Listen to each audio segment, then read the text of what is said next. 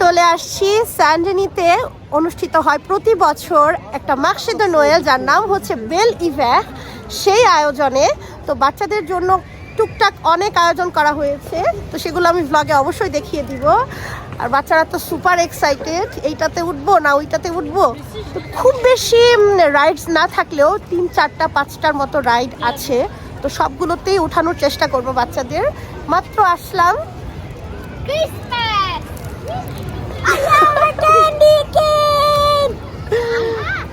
তো এই তো সাথে থাকুন, দেখিয়ে দিব। এখানে বিভিন্ন কর্নারে ছবি তোলার জন্য খুব সুন্দর সুন্দর ব্যবস্থা করা থাকে। এদিকে সানায়া কেমন সান্টার পেটে ঢোল বাজাচ্ছে। এন্ট্রেন্স দিয়ে ভেতরে ঢুকেই সান্টার সাথে ছবি তুলে তারপর আমরা চলে গেলাম ওই যে সামনে সুন্দর একটা ডেকোরেশন ঝলমল করছে সেখানে। এখানে আসলে আমাদের প্রতি বছরই আসা হয়, গত বছরও এসেছিলাম।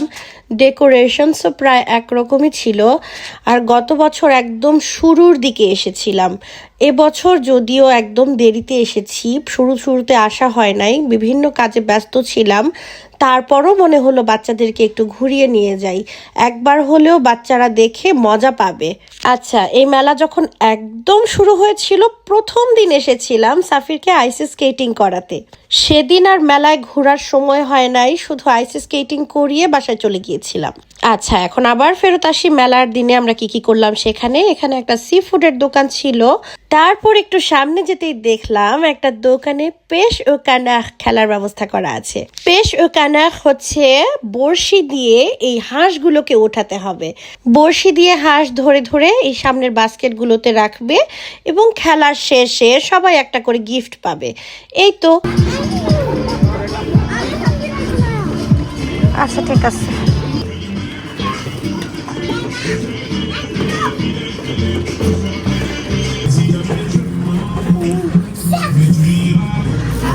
Ça c'est joli aussi, Shanaya, tu veux? এটা চাও? বাটারফ্লাই চাও? Shanaya, বাটারফ্লাই চাও? তাহলে এইটা নিবা, এই বুকটা নিবা। দেখো, এই যে দেখো এখানে তালা আছে আর লক আছে, লক। এটা চাও? মের্সি। সামনে এটা নিচে সুন্দর হয়েছে। এটা নিবা? এটা নিছো? ওয়াও, সে জলি aussi। মের্সি। এটা কিনছ? কি সানায়ারটা দেখি, আইলিনেরটা দেখি। খেলা শেষ করে সামনের এক দোকানে ওরা দেখলো চকলেট। চকলেট দেখে তো পাগল হয়ে গেছে, চকলেট কিনে দাও কিনে দাও। তো সেখান থেকে কিনে দিলাম। সেখান থেকে সামনে এসে দেখি এখানে আরো বড় একটা চকলেটের দোকান আছে এবং অনেক ধরনের চকলেট আছে, কালেকশন অনেক বেশি এবং দামেও কম ছিল। বিশাল একটা লস খাইছি। এইটা চিন্তা করতে করতে আমরা দাঁড়িয়ে গেলাম সহুজের দোকানের সামনে। কিছুদিন আগে যখন আমরা প্যারিসের মেলায় ঘুরতে গিয়েছিলাম, সেখানে সহুজ খাবো খাবো চিন্তা করেও খাইতে পারি নাই। এত মানুষের ভিড় ছিল, হাজার মানুষের ভিড় ঠেলে খাওয়ার ইচ্ছাই নষ্ট হয়ে গেছিল। তো সেই ইচ্ছাটা আমরা আজকে পূরণ করলাম। আর সহুজের দোকানের এই ছেলেটা তো অনেক সুইট ছিল, অনেক মজা করতেছিল, পোজ দিচ্ছিল আমার ভিডিও করা দেখে।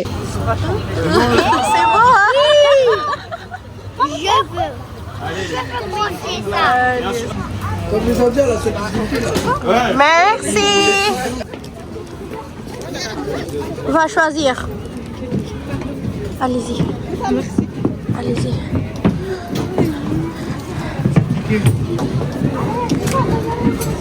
একটা cheval নাও, শানা। Prends un cheval.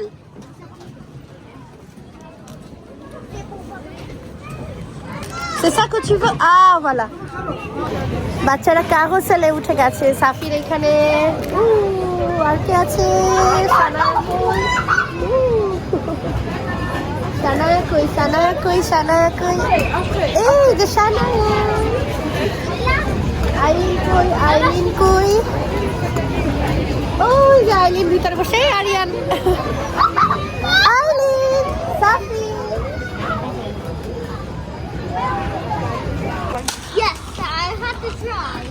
এই জায়গাটা অনেক বেশি সুন্দর।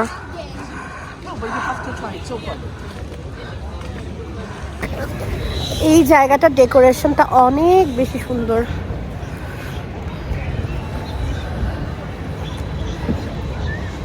খুবই সুন্দর। এই না